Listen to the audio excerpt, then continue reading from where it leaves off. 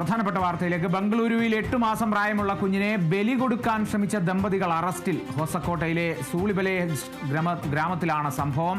സാമ്പത്തിക പ്രതിസന്ധി മാറാനാണ് കുഞ്ഞിനെ ബലി കൊടുക്കാൻ ഒരുങ്ങിയതെന്നാണ് വിവരം. ഇതിനായി കുഞ്ഞിനെ വില കൊടുത്ത് വാങ്ങി പൗർണമി നാളായ ഇന്നലെ ബലി കൊടുക്കാനായിരുന്നു നീക്കം.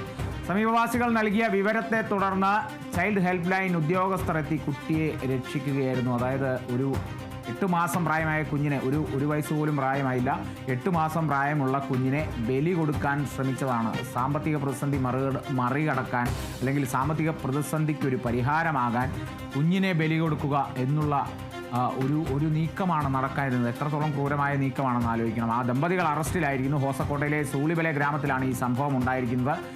അതായത് ഇതിനായി കുഞ്ഞിനെ വില കൊടുത്ത് വാങ്ങി, അതായത് സ്വന്തം കുഞ്ഞല്ല എന്ന് തന്നെയാണ് മനസ്സിലാക്കുന്നത്. സ്വന്തം കുഞ്ഞിനെ, മറ്റൊരു കുഞ്ഞിനെ വില കൊടുത്ത് വാങ്ങി പൗർണമി നാളായി ഇന്നലെ ബലി കൊടുക്കാനായിരുന്നു ആ നീക്കമുണ്ടായിരുന്നത്. സമീപവാസികൾ നൽകിയ വിവരമാണ് പിന്നീട് ചൈൽഡ് ഹെൽപ്പ് ലൈൻ ഉദ്യോഗസ്ഥരിലേക്ക് എത്തിയത്. ആ ഉദ്യോഗസ്ഥരെത്തി കുട്ടിയെ രക്ഷിക്കുകയായിരുന്നു.